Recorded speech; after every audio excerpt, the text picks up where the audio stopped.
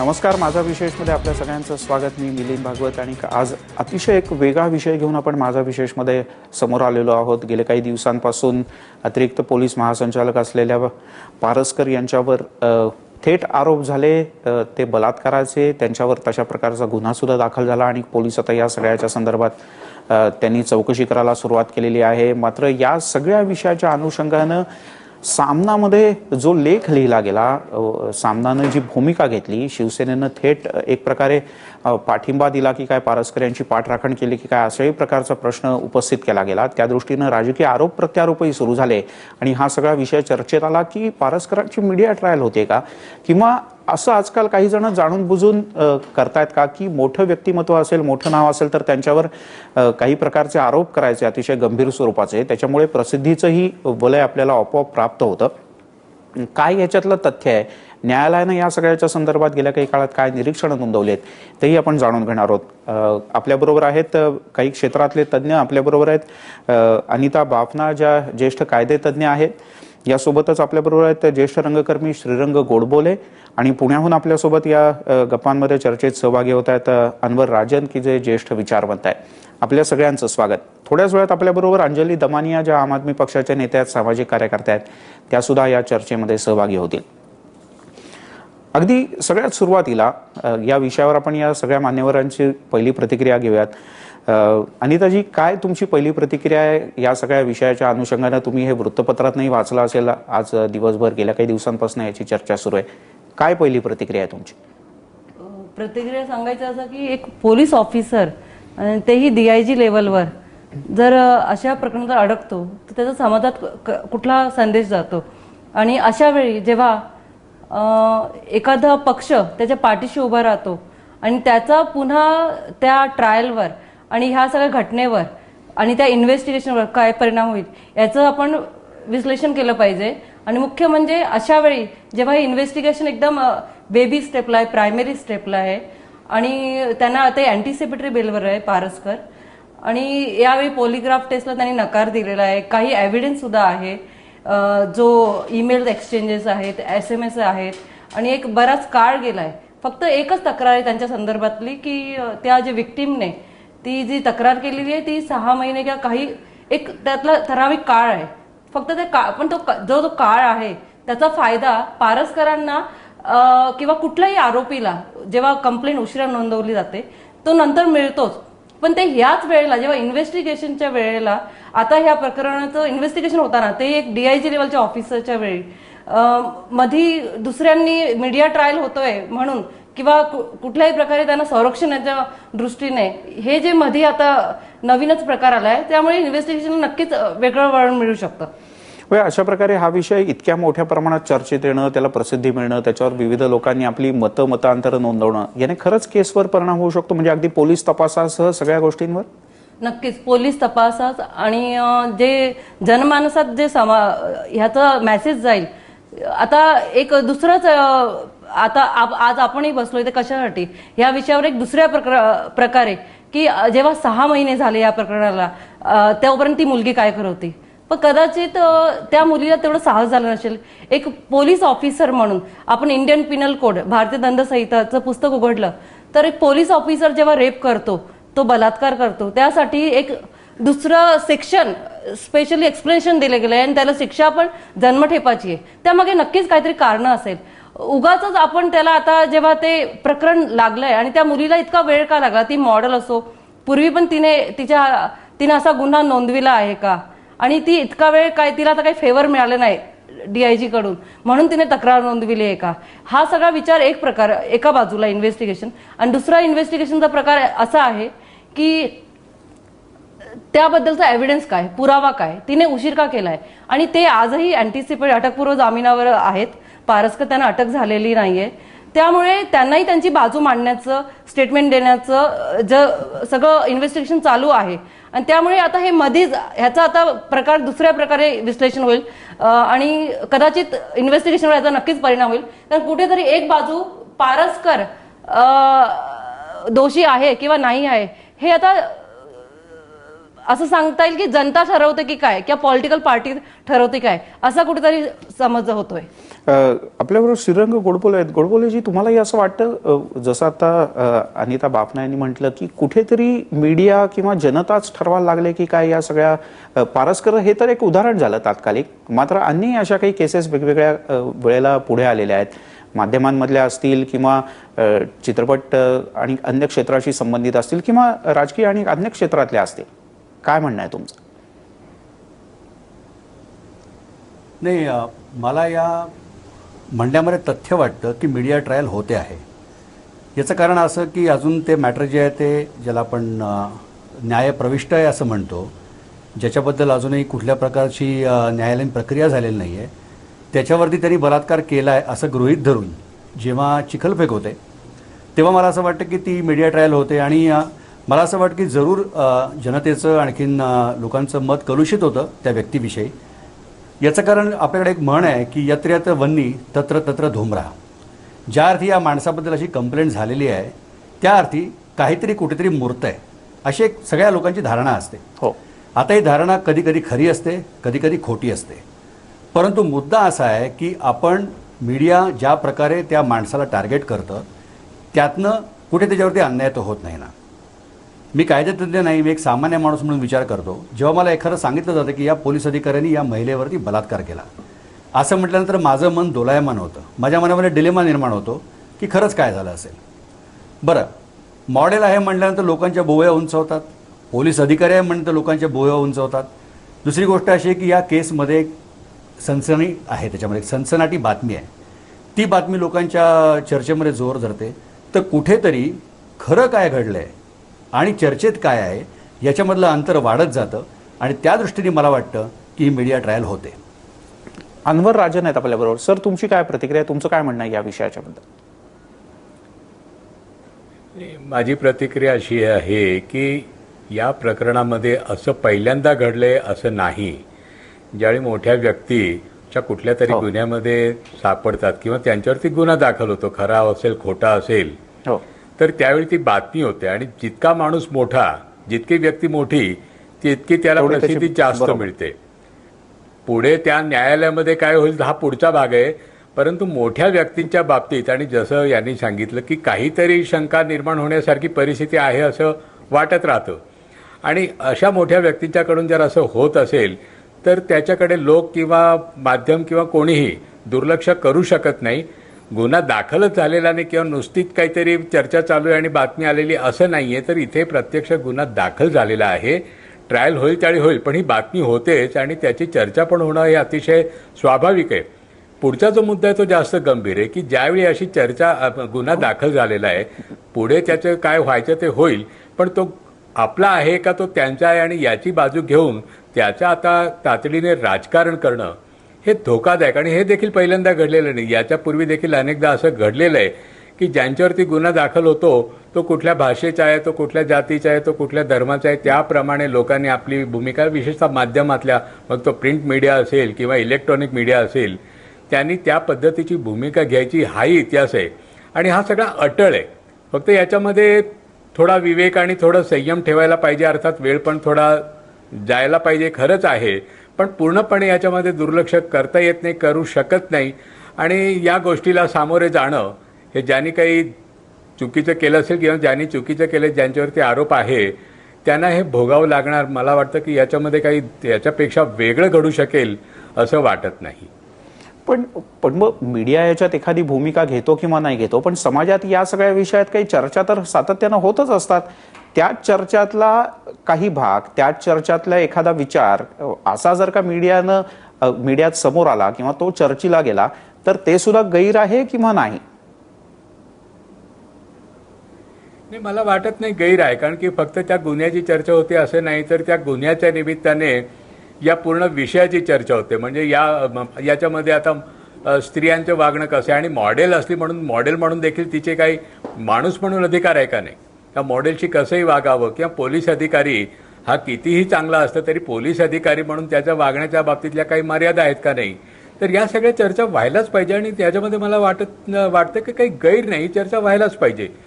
या चर्चेमध्ये एकच आपण संयम पाळायला हरकत नाही की याच्यामध्ये ज्यांच्यावरती आरोप आहे हा. ते कालांतराने कदाचित निर्दोष देखील साबित होतील किंवा ती तक्रार खोटी देखील साबित होईल, असं घडू शकतं. पण जोपर्यंत ते होत नाही तोपर्यंत चर्चेमध्ये तरी लोक हे खरं आहे असं गृहीत धरून चर्चा करतात आणि तो त्याच्यातला अटळ भाग आहे.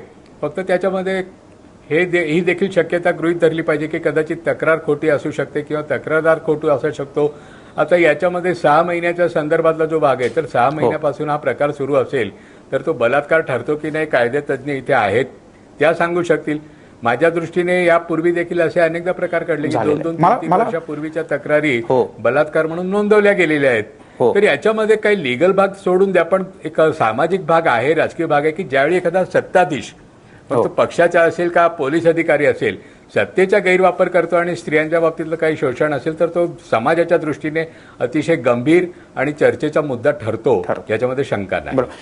आपल्याबरोबर कायदेतज्ञ अनिता बापना आहेत. अनिताजी, या सगळ्या संदर्भात मला एक महत्वाचा प्रश्न विचारायचा आहे की जो सर्वसामान्यांच्या मनात आहे किंवा जो या केसमुळे पुन्हा एकदा चर्चेला जाईल आणि ज्याच्यावर वादविवादही घडतील.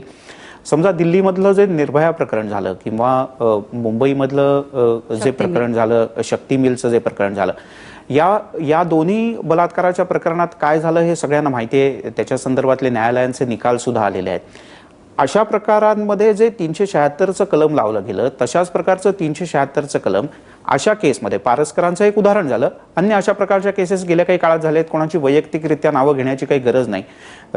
तर अशा प्रकारच्या केसेसमध्ये सुद्धा, ज्या केसेसमध्ये महिला आणि पुरुष संबंधित हे काही कालावधी म्हणजे 6 महिने हे या केसमध्ये असेल, पण 1 वर्ष ते 3 वर्ष त्याच्यापेक्षा कदाचित जास्त वर्ष असे एकत्र राहिलेत आणि नंतर जेव्हा हा बलात्काराचा आरोप केला जातो मग या दोन्ही केसेसना सारखंच तोलायचं. शक्ती मिल सारखं प्रकरण असेल आणि आताचं हे प्रकरण असेल, कायदा या दोघांच्या करता एकच आहे? नाही, तसं नाही म्हणता येईल. बलात्काराची आपण शिक्षा आणि त्याचं डेफिनेशन, व्याख्या जर 376 हे इंडियन पिनल कोडच्या तहत बघितली तर त्याच्यामध्ये असं आहे की पोलीस ऑफिसर किंवा एखादा मॅरिड व्यक्ती सुद्धा त्याच्या परमिशन शिवाय किंवा एखादी मुलगी मायनर असेल तर ह्या सगळ्यांसाठी वेगवेगळ्या शिक्षा आहे. आणि इथे जी केस आपल्याला आता लागू आहे पारसकरांच्या बाबतीत ती अशी आहे की युनिफॉर्म मधला व्यक्ती जेव्हा त्याच्या कस्टडीत असणारी की त्याच्याकडे मदत मागणारी जी कोणी व्यक्ती, कुठली स्त्री जात असेल आणि तो जर अशा वेळी बलात्कार करतो तर त्याच्यासाठी वेगळी शिक्षा आहे. आणि जे शक्ती मिल होते त्याच्यामधल्या आरोपींसाठी वेगळी शिक्षा आहे. तर ह्यातला जे आरोपी आहे आज ह्या केस संदर्भात म्हणायचं तर त्यात एक पोलीस ऑफिसर ज्याला ऍक्सेस आहे, तो रिमांड होम किंवा एखादा पोलीस ऑफिसर त्याच्या अखत्यारात येतोय आणि त्या अखत्यारात कोणी तक्रार करणाऱ्या स्त्रीला तो जर आपलं पदाचा दुरुपयोग करून तिच्या कुठलाही फायदा घेत असेल, मग ते सेक्शुअल फेवर्स घेणं आपलं पदाचा दुरुपयोग करून, मग त्याला शिक्षा वेगळी आहे. आता ह्या शक्ती मिल आणि ह्यातला युनिफॉर्म हा मधला व्यक्ती ह्यांना वेगवेगळा कायदा नाही आहे, पण जो बलात्काराची जे डेफिनेशन, व्याख्या आहे ती प्रत्येकाला वेगवेगळी आहे आणि प्रत्येकाला शिक्षाही वेगवेगळी आहे. त्यामुळे ह्याचं उत्तर त्या इंडियन पिनल कोडमध्येच आहे, ते वेगळं सांगण्याची गरज नाही आहे. आणि हे दोन्ही आरोपी सारखे आहे की नाही, म्हणजे ह्यांना शिक्षा सारखी होणार की नाही हे काळ ठरवेल. आणि शिवाय ह्यातला मधला जो पुरावा कोर्टासमक्ष येईल. आता खूप जी जास्त बोंबाबोंब या शब्दात सांगावं लागेल की होते की तिने इतकी महिने काय केलं किंवा इतकी वर्ष काय केलं. आजकाल हे फॅशन झालंय की बऱ्याच काळानंतर तक्रार नोंदवली जाते. तर एक कायद्याचा जो अनुभव आहे माझ्याकडे त्याने असं सांगतं की नेहमी आरोपीला उशिरा तक्रार करण्याचा, फिर्यादी किंवा विक्टीम जेव्हा उशिरा तक्रार करतो ह्याचा फायदा नेहमी आरोपीला मिळतो. तर पारसकरांना ह्याचा फायदा किती होईल, हा गुन्हा म्हणून सिद्ध होईल का, हा बलात्कार म्हणून सिद्ध होईल का, जेव्हा ही केस खरोखर न्यायालयात चालेल तेव्हा, जेव्हा हिअरिंग लागेल तेव्हा बलात्कार सिद्ध होईल का पहिलं, किंवा त्या दोघांची संमतीने संबंध होते आणि कधीतरी कुठल्या तरी क्षणी किंवा कुठल्या तरी दिवशी त्यांनी जबरदस्तीने त्याच्यावर संबंध ठेवले का. हा सगळं जे इन्व्हेस्टिगेशन आहे हे सगळं केस जेव्हा निकालाला लागेल तेव्हा सांगता येईल, हे आता नाही सांगता येणार. आणि हे दोन्ही आरोपी, एका बलात्कार केसमधले आरोपी आणि दुसऱ्या बलात्कार केसमधले आरोपी, ते सारखे आपण तोलू शकतो का, याचं उत्तर आता देणं कठीण आहे.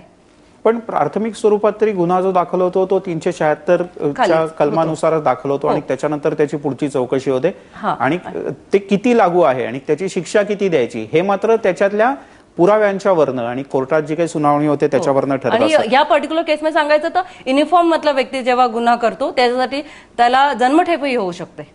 बरं, ही कायदेशीर बाजू आपल्याला अनिताजींनी सांगितली, याच्यातली काय कायदेशीर बाजू आहे ती. मात्र सर्वसामान्यांच्या दृष्टीने याच्यात आणखीनही काही प्रश्न निर्माण होतात. ते काय काय असू शकतात याबद्दल आपण ब्रेक नंतर जाणून घेणार आहोत. एक छोटासा ब्रेक घेऊया, पाहत राहा माझा विशेष.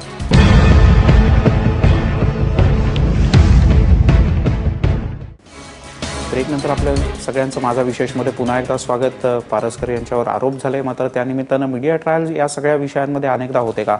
आरोप प्रत्यारोपांचंच राजकारण जास्त रंगतं का? आणि राजकीय पक्षांनी थेट कोणाची तरी बाजू घेतल्यामुळे या सगळ्या विषयाच्या तपासात सुद्धा काही अडथळे येऊ शकतात का, अडचणी येऊ शकतात का, याबद्दल आपण सगळ्या मान्यवरांची मतं जाणून घेतो. ब्रेकपूर्वी ॲडव्होकेट अनिता बापना यांनी याची कायदेशीर बाजू सांगितली होती की शक्ती मिलची केस असेल किंवा अशा प्रकारची केस असेल याची तुलना केली जाऊ शकते का, किंवा याच्यातल्या आरोपींना सारख्याच प्रकारची शिक्षा होते का, नेमके कुठल्या याच्यातले आरोपी हे अधिक कठोर शिक्षेचे प्राप्त आहेत. आपल्याबरोबर श्रीरंग गोडबोले सुद्धा आहेत. गोडबोले सर, हे तर झालंच, मात्र असाही आरोप या सगळ्या विविध कलमांच्या संदर्भात नव्हतो की जे प्रामुख्याने स्त्रियांच्या हक्कांच्या करता, स्त्रियांच्या संरक्षणाच्या करता, त्यांच्यावर जर का कुठल्याही प्रकारचे अन्याय होत असतील तर ते रोखण्याकरताची जी कलमं आहेत त्यातला एक हुंड्याच्या संदर्भातलं कलम आहे. आणि सर्वोच्च न्यायालयानं काही दिवसांपूर्वी एक आदेश दिला होता 498(अ)च्या संदर्भात की हुंड्याच्या करता छळ होतो अशा प्रकारची तक्रार दाखल झाल्यानंतर थेट तुम्हाला सासरच्या लोकांना अटक करून बेड्या ठोकता येणार नाहीत, तर त्यांच्या बाजूची सुद्धा चौकशी करायला लागेल आणि मगच तुम्ही कारवाई करू शकता. म्हणजेच सर्वोच्च न्यायालयाच्या कुठेतरी असं निदर्शनास आलं होतं की या कलमाचा सुद्धा कुठेतरी कोणीतरी गैरवापर करत आहे, म्हणून सर्वोच्च न्यायालयाला अशा प्रकारचे निर्देश द्यावे लागले. तुम्हाला काय वाटतं, अशाही केसेसमध्ये मोठं एखादं नाव आहे, व्यक्तिमत्व आहे, मग त्याच्यावर आरोप केले की आपल्याला काहीतरी त्याच्यातनं फायदा मिळू शकेल, अशी कुठेतरी मानसिकता खरंच असते का? नाही, मला असं वाटतं की या गोष्टीला दोनही बाजू आहेत. एक असं आहे की समजा एखादा कायदा केला असेल तर त्याचा गैरवापर होणं ही काही नवीन गोष्ट नाही, परंतु एक आपण अत्यंत महत्त्वाची गोष्ट लक्षात घेतली पाहिजे की आपला इतिहास असं सांगतो की पुरुषांनी महिलांवरती अत्याचार केलेले आहेत.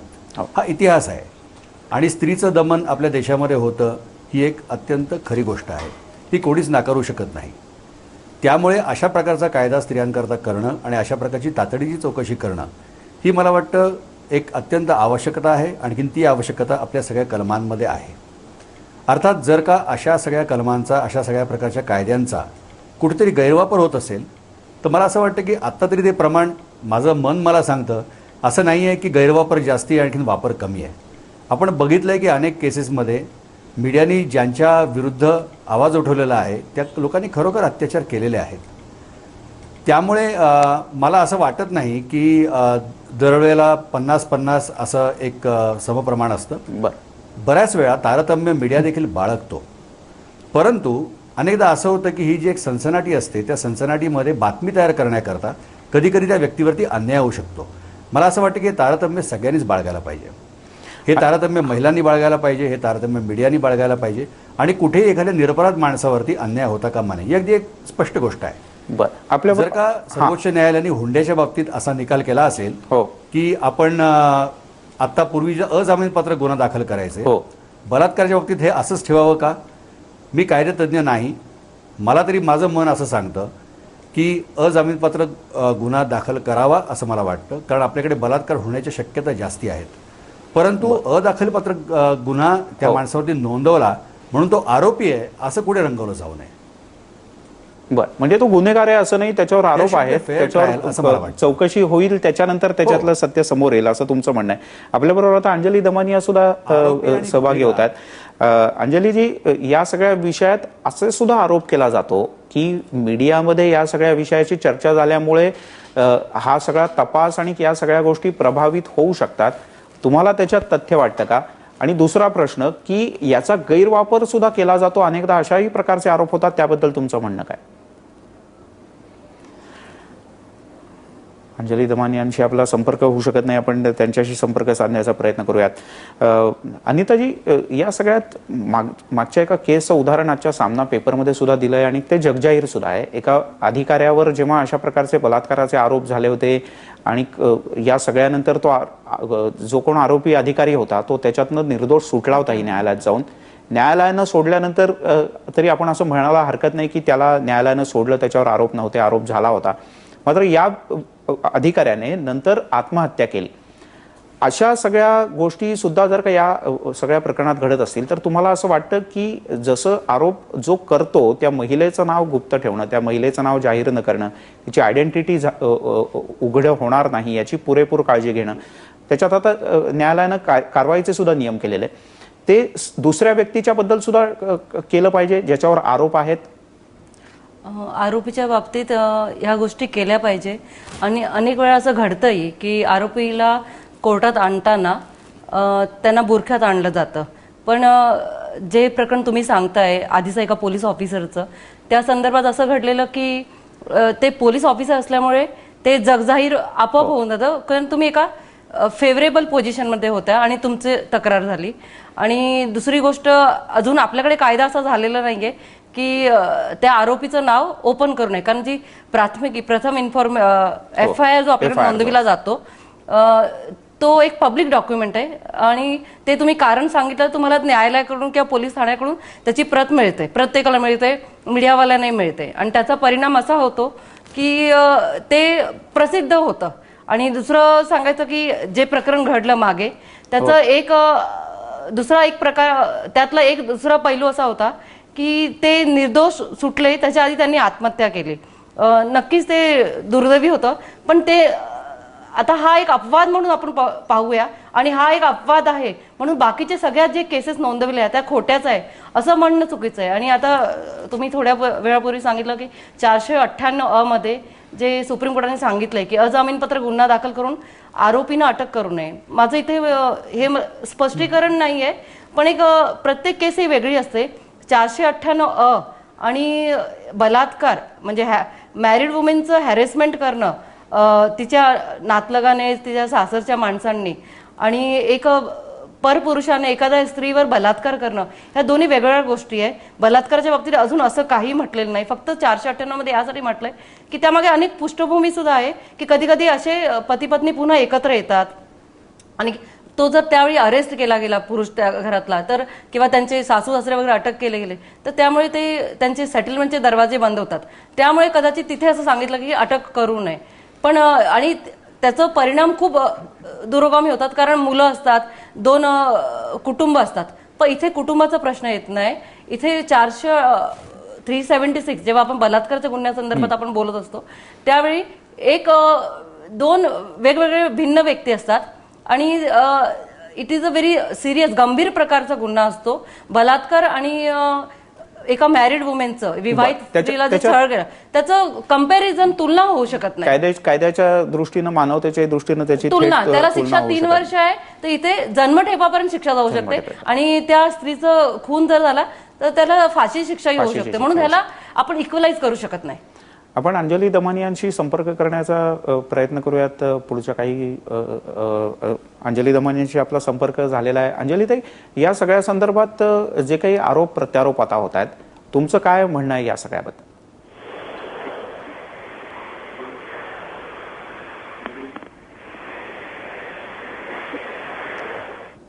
अंजली ताई, माझा आवाज येतोय तुमच्यापर्यंत?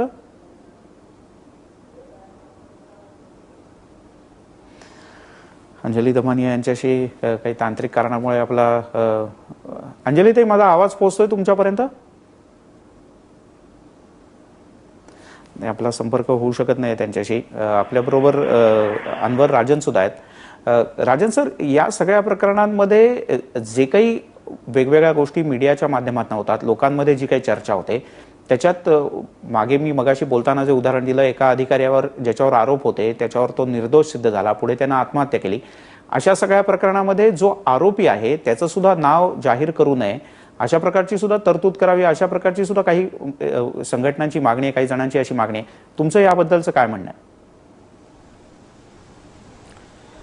मला वाटतं की ते तसं काही कारण नाहीये, पण त्या पलीकडे सर्वोच्च न्यायालयाने आत्ताच एक जी भूमिका घेतलेली आहे ती जर आपण जर लक्षात घेतली तर ती जास्त महत्वाची आहे. 498 मध्येच सर्वोच्च न्यायालयाने आता नुकतीच अशी भूमिका घेतली की खोटी तक्रार जर केली असेल महिलेनी तर तिच्या विरुद्ध गुन्हा दाखल करता येऊ शकतो. तर ती खोटी तक्रार केलेली आहे का, ती खरोखर खोटी आहे का, कधी कधी आरोपी सुटतो पुराव्याअभावी सुटतो किंवा थोडंफार दिसतं पण मजबूत पुरावे नसतात. कधी कधी खोटा आरोप असेल तर खोटा आरोप करण्यामागे नेमकं काय कारण आहे, आणि खोटा आरोप जर केला असेल तर त्याला त्या तक्रार करणाऱ्याला देखील शिक्षा करण्याच्या संदर्भामध्ये सर्वोच्च न्यायालयाने भूमिका घेतलेली. ती जशी 498च्या बाबतीत घेतलेली तशी बलात्काराच्या बाबतीत देखील घेतली जाऊ शकते.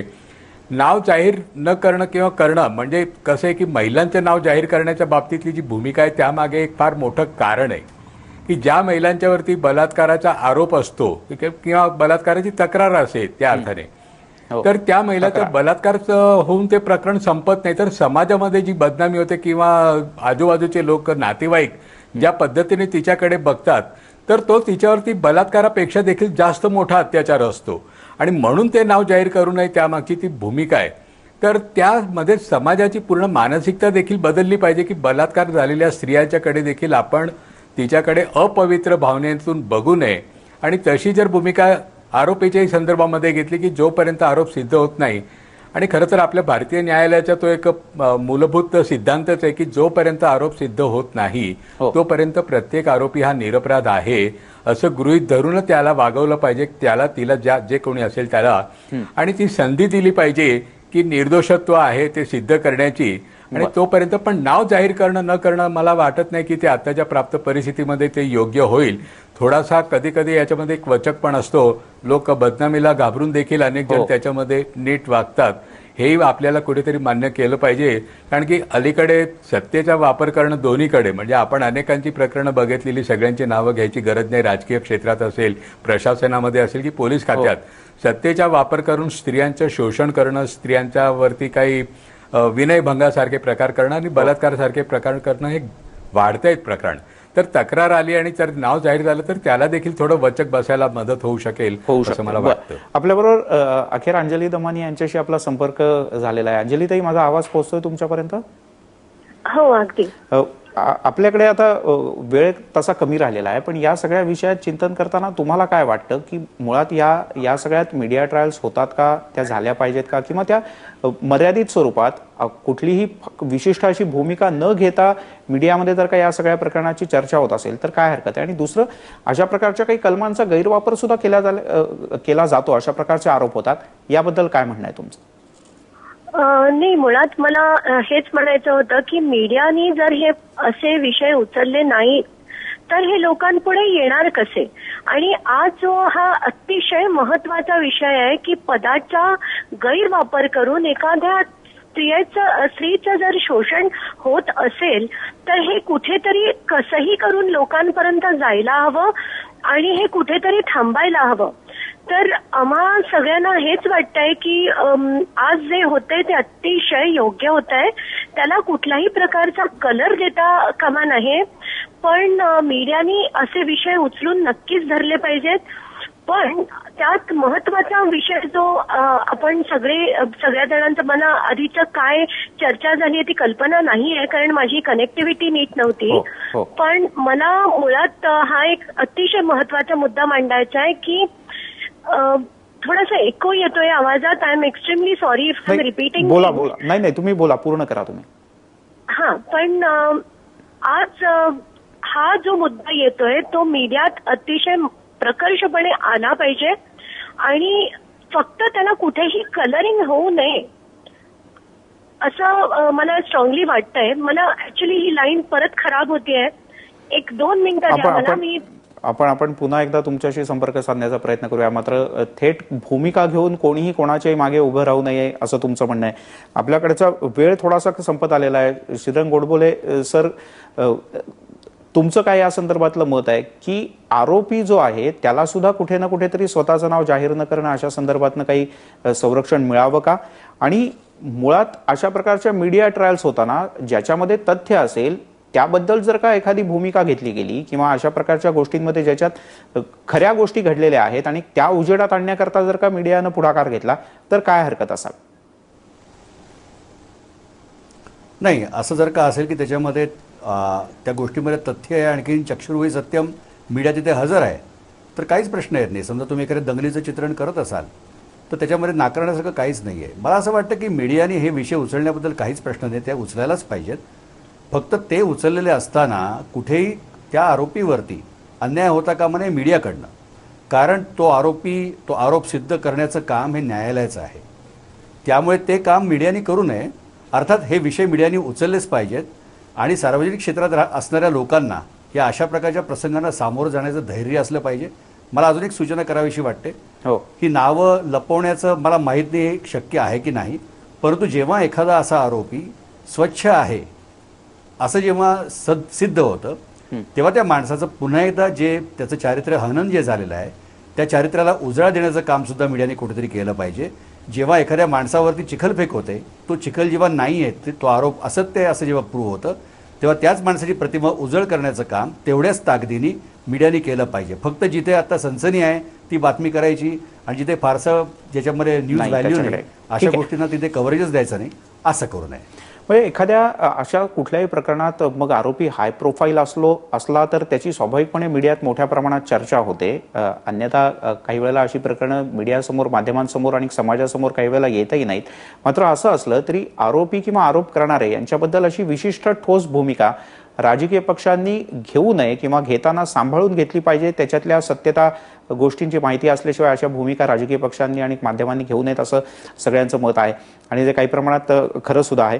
मात्र त्याच वेळेला अशा प्रकारच्या कलमांचा जर का गैरवापर होत असेल किंवा होणार असेल तर त्याबद्दल सुद्धा संबंधितांनी जबाबदारीनं आरोप केले पाहिजेत आणि माध्यमांनी सुद्धा जाणून बुजून ही गोष्ट झालेली आहे किंवा काय याची सत्यता पडताळूनच कोणाच्याही चारित्र्याबद्दल, त्याच्या आयुष्याबद्दल अशा प्रकारचे आरोप, प्रत्यारोप किंवा अन्य गोष्टी ह्या सांभाळून केल्या पाहिजेत. आपण या सर्व मान्यवरांनी चर्चा करता वेळ दिला. आपल्या सगळ्यांचे मनापासून आभार. माझा विशेषमध्ये इथेच थांबूया.